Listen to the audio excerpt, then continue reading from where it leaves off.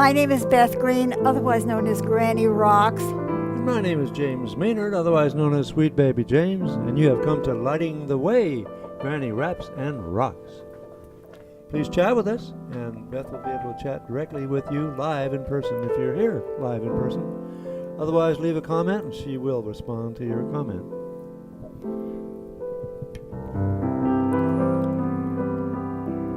If you can raise that up, I might actually see the name of our show. I know what I'm talking about, but I'd like to call it by the correct name. And where is it? It's over here. Okay, good. So, will there be a revolution Toward greater kindness. toward greater kindness? Is that the title? Is the exact title? Toward kindness. Will there be a revolution toward kindness? Well, I did know that I was going to talk about that. But I thought, oh, maybe I should call it by the correct name. So what do you think?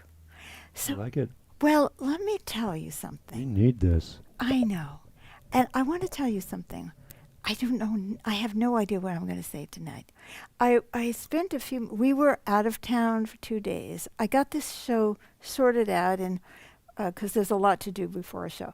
And a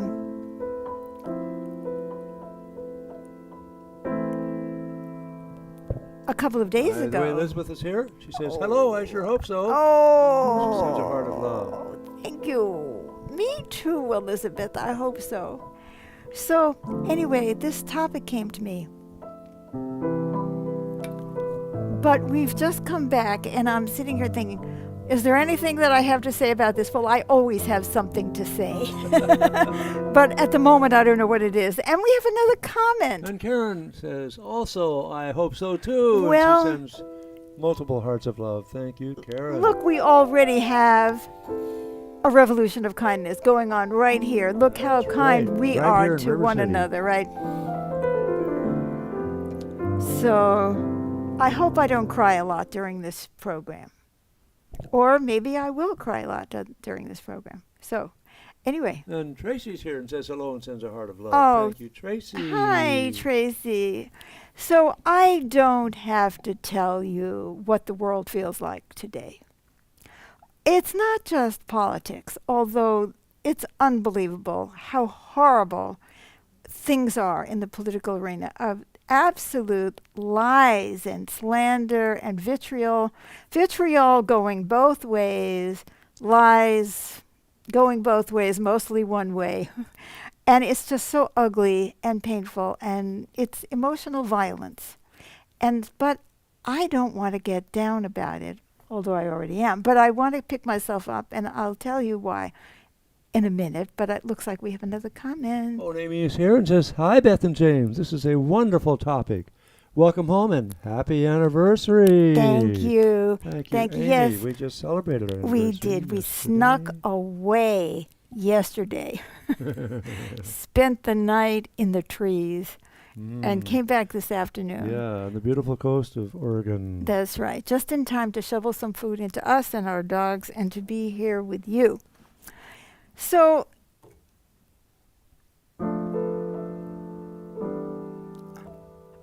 you know, see what I'm hoping, and maybe you're hoping this too, or maybe it's not true. Let me start that all over again. It's not that I'm hoping. I am seeing a lot of indications of people who don't like this energy around our political discourse, that it goes so beyond, I disagree with you about this or that. But it's not just in politics.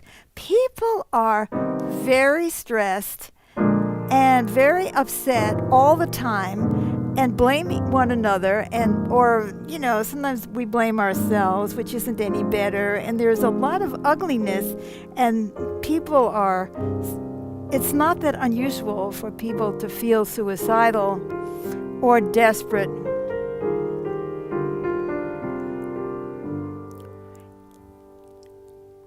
And I think about what feels good. what do you think feels good? Just love feels good, right? Yep. Humor, laughing together, but not at one another, not making fun of people. Making fun of people does not feel good. I don't care. People will make jokes about people with disabilities or problems or cognitive impairment or outrageous behavior. We have another comment. Oh, and Catalina is here, and she sends a big heart of love. Thank you. Thank you. Catalina. Back at you. So there's a lot of meanness, and it comes out of pain and desperation. I think that the people who laugh at the person who falls or who makes fun of the person who stutters or just tries to denigrate other people, I don't think those people are happy. No. They may tell themselves they are. I also believe that the people who have a lot in an environment where others have very little are not happy either. They have to walk, by the way. Charlie, that's the dog. Thank you. Could you please settle down, honey? Please, settle down? Evidently not. So if you're driving along in your Mercedes, right, and you see somebody on the street with a sign that says, hungry or need food or something like that, does that make you feel good? Now, no. It's a sad thing. It's a sad thing, and it's a sad thing, and you don't know what to do. So you say, should I give this guy $1, or is he going to drink it away or use it on cigarettes, or, what can I do? And it causes a lot of distress. So having a lot in a place where others have very little is a very painful experience, and what it does is it makes us try to distance ourselves from the pain of other people. That's goes on all over the world. I've seen that in when I used to travel many, many years ago. I went to third world countries, and it's horrible to be wealthy in a third world country when you see so much poverty. It's painful. How do you deal with that? So I don't think any of that makes us happy. But we feel overwhelmed and don't know what to do. And then many of us are having terrible problems also. We're very stressed. We're worried about our income, our old age, who's going to take care of us. We're afraid of the other side, whoever it is, and whatever it represents. I wouldn't be surprised if half the United States is having a mini nervous breakdown right now before the election, whichever side you're on. It's so tense. We don't trust one another. I mean, I remember bad elections, but I don't think I remember anything like this, where it's this bad and people are so unhappy.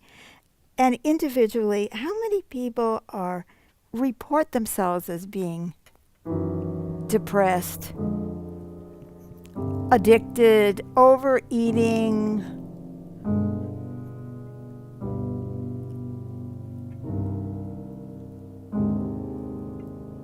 overstressed, taking pills for this, taking pills for that, taking pills for that.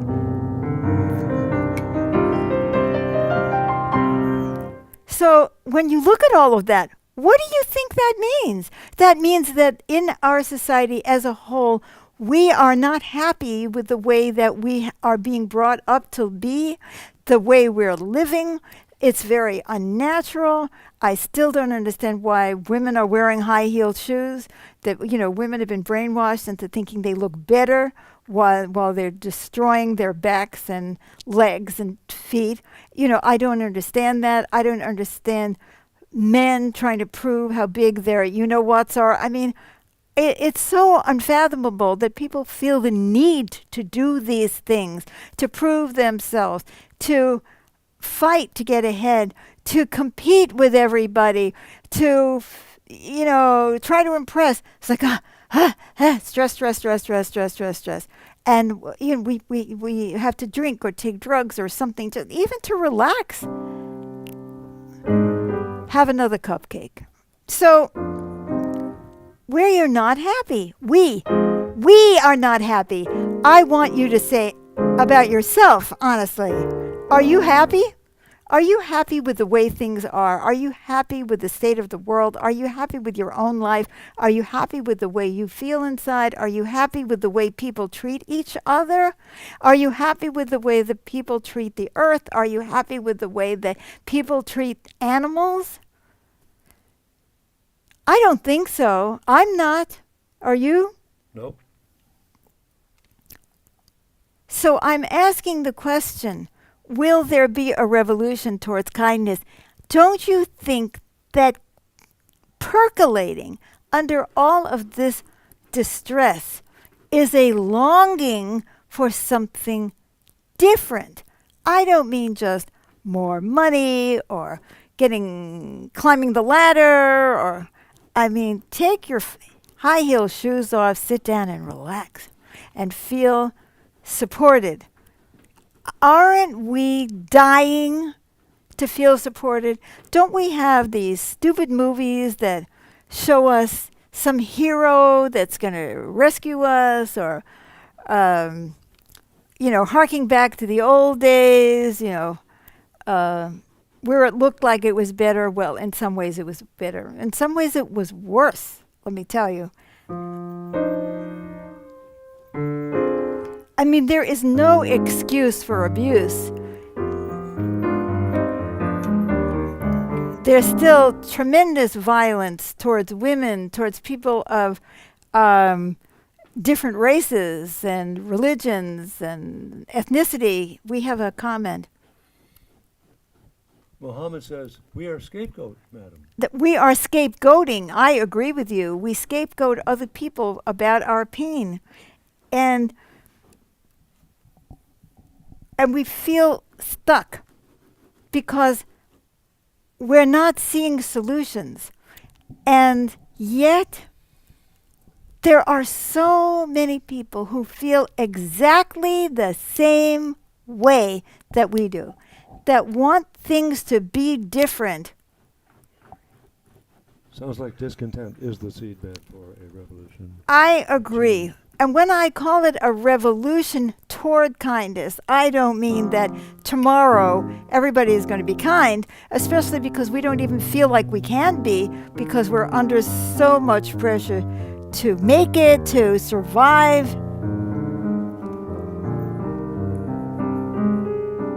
It's not going to happen like, oh, okay, I'm done. This is a better world. But what it is, a revolution towards kindness, meaning we are revolting against the conditioning, the attitudes, the things we've learned about how to be in the world. We know there's something wrong. We know it. When James and I were young, it was the 50s, and then came the 60s. And most of us are aware that in the 60s, there were big changes in the way we looked at things. I mean, the sexual revolution, women's, liberation, civil rights movement, anti-war movement, and people saying, is this all there is? Do we really want to fight for more money and to exploit other people? Do we really support a war against the third world nation that was colonized, and we're coming to the rescue of colonialism? I mean, is that what we stand for in the United States? So we had a revolution in many ways of thinking, but isn't it interesting that it seemed to have faded away? Some of it was drug-induced and is never going to last. I mean, You know what I mean? It's like, okay, we're all playing at being revolutionaries right now, and now it's the day after, and now I have to think about my future, my career, and how I'm going to make a living. And so that didn't last. And there were fundamentals in the society that were saying, no, no, no, no, no. We have to go back to things being the way. It's the only way. That's it. It's a dog-eat-dog world. It's this, it's that. It's like, do we really believe this? You know, I look on Facebook and I keep seeing these stories about rescued dogs, right? And people are doing so much to try to help one dog that they found on the street. And I'm not putting it down. Those people want to be kind. They are happy because they are kind. They make videos about what happened to their dog and how their dog has, improved. Of course, there's other people who treat their dogs really, really badly because they're all messed up inside and they don't know who else to kick and who to abuse, and or they are so stressed out they don't have the time or energy to figure out what the dog needs. But there are so many people who care about wildlife, who care about the planet, who care about plants, who care about children, who care about the disabled, who care about the sick, who care about the elderly. I mean, who care about people who are being oppressed or scapegoated, as Muhammad said. okay. Oh, and Muhammad also says, we don't want to be kind. We are cruel and violent. We don't want any revolution toward kindness. Madam, that is the situation we are experiencing and facing. And I disagree with you, Mohammed, because I am a human being and I want to be kind.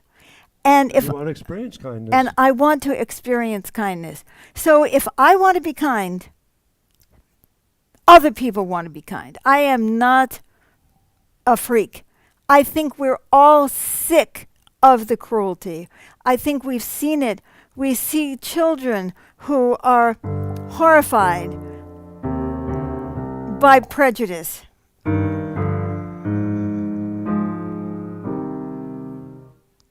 We see it.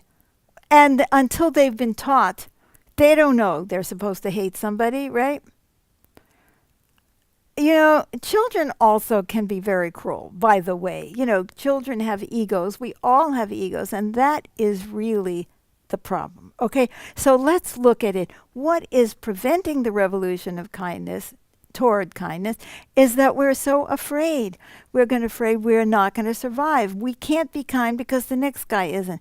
You're going to go in and you're going to say, okay, I am not going to try to compete with this other guy. Well, yeah, I'll give up the scholarship. I don't care if I'm the one who gets struck out in Little League. I don't need to make that much money. I don't need, so you say, I said, that would feel so kind if we weren't so cutthroat with one another in our businesses and everything. I mean, you look at it on a cosmic level, it's just horrible. And you look at the governments that we have all over the world. And what is he saying? Muhammad says, I have depicted the picture of unkindness. Are you saying that you have been unkind? Well, we have all been unkind, Muhammad. And most of us have not had enough kindness done to us. And most of us don't feel safe in this world. And so we feel like we have to do this in order to puff ourselves up, in order to make ourselves safe. And that's because we feel separate. I am separate from you. I can be unkind to you. And I don't have to feel it because, hey, that's you. This is me. I'm the, top dog. You just look at bullies. You know what I mean? They're perfect examples of unkindness, but they're only trying to make themselves look bigger. If you actually go into the heart of a bully, you probably will see a child who did not have enough kindness or enough love to make them feel okay being kind or make them feel safe being kind. Maybe they were imitating somebody they saw who wanted them to be unkind, which is often the case. Okay. Oh, Muhammad says, you are not understanding me, madam. You don't know how kind I am. I didn't think you weren't kind. That's why I was surprised by that comment. I have depicted. So why are you saying there is no revolution towards kindness, Muhammad? You're kind. I'm kind. We're talking future tense here. We're talking, will there be a revolution toward kindness?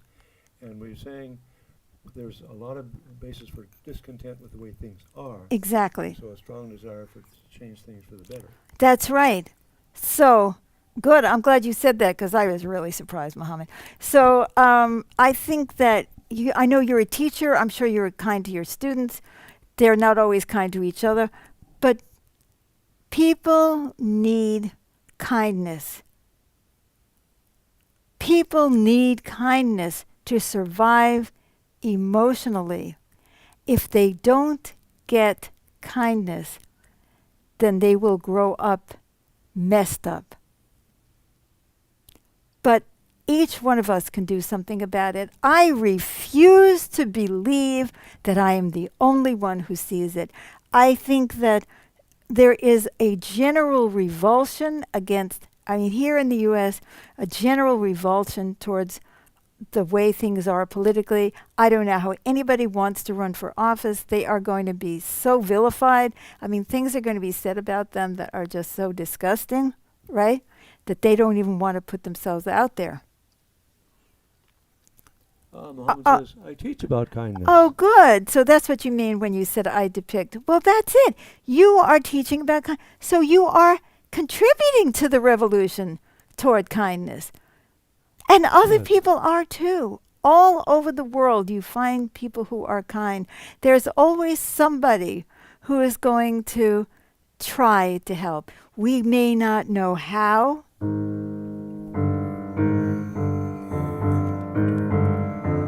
But the first thing we have to do is recognize. We have to recognize that there's people everywhere who are longing to live in a kinder world and want to co-create a kinder world, and who are dying for someone to show them kindness.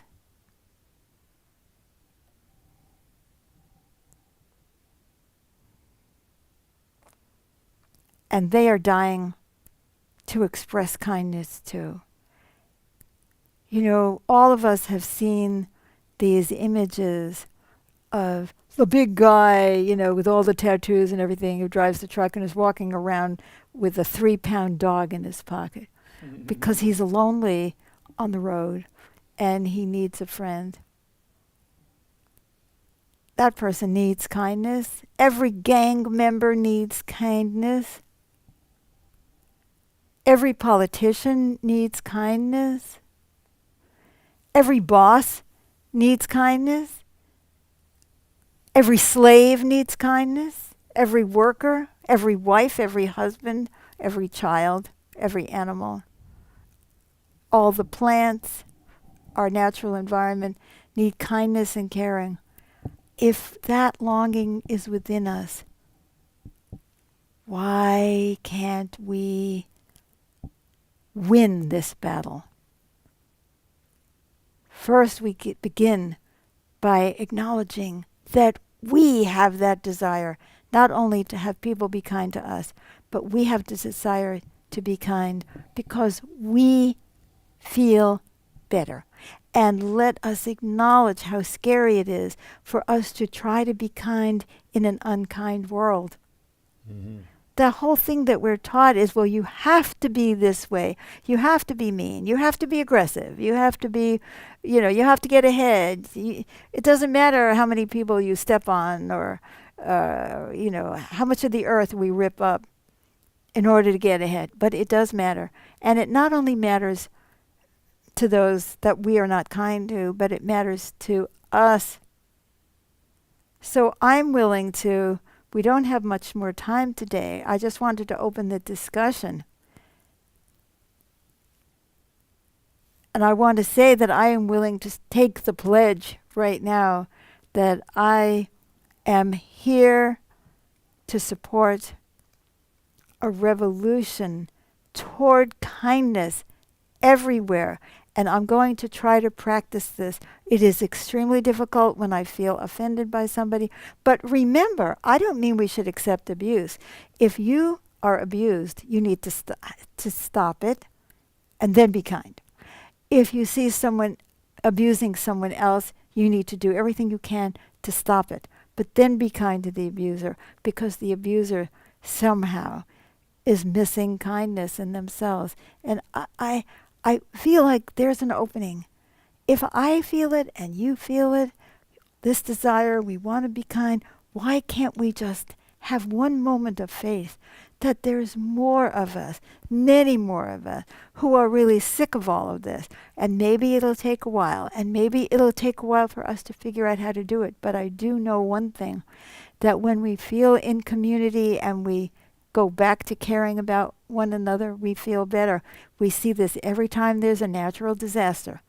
There's somebody out there scavenging in your, house that's just been burnt down, right?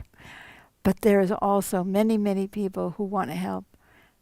That's in our nature too, but we have to cultivate it.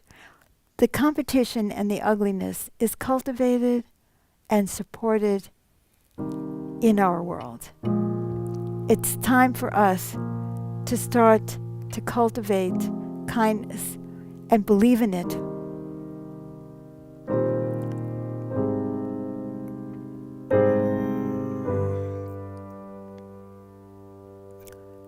This is Lighting the Way, Granny Raps and Rocks, and we're here every Wednesday at 6:30 p.m. Pacific time. And you're invited to come back and continue whatever discussions we have, because we are trying to call all of us to consciousness and to have conversations like this. Why don't you have conversations with your friends, with your family, if you're talking to them, with anybody, with your neighbor. Ask them if they want kindness for themselves and others. Are we ready to give up our fear to have it? And by the way, we are on Thursday nights at 7 p.m. playing music, James and I, the Kindred Spirits Band, where we improvise music, and we'll be here on Facebook and YouTube. And if you like this idea of what we're talking about and you like the kinds of programming we do, please subscribe to our YouTube channel and click the notification bell, and follow us on Facebook and leave your comments. And let's start with one conversation with someone, and see what we can build. And start looking for the kindness rather than for the unkindness. Look for it. We're all on social media, pretty much. See the signs, notice the signs, cherish those signs, add to them.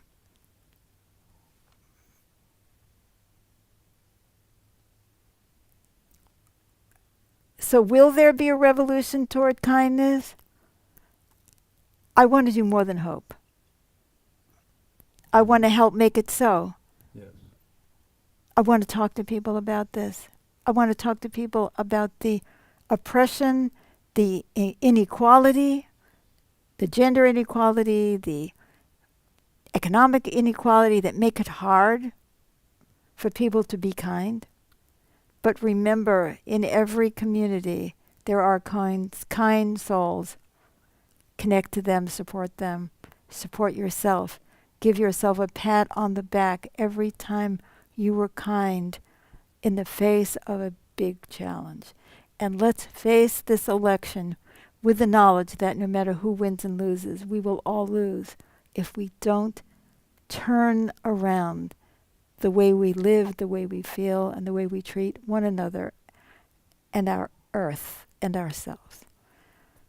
Until next week, bless you and leave your comments. Yes, thanks very much for joining us. And It's great to have you with us. And share this program Do with share. other people. That's how it can let kindness become viral for a change. Yes, indeed. Let it spread. Yes. Okay, bye-bye for now. Oh, it looks like we have a comment. We have a comment over here. Karen says, thanks, Beth. We'll be looking more for kindness. I commit to this revolution, too. Thank you. Thank you. If we've impacted one person tonight, that's a start. That's a start. Thank you, Karen, and all the rest.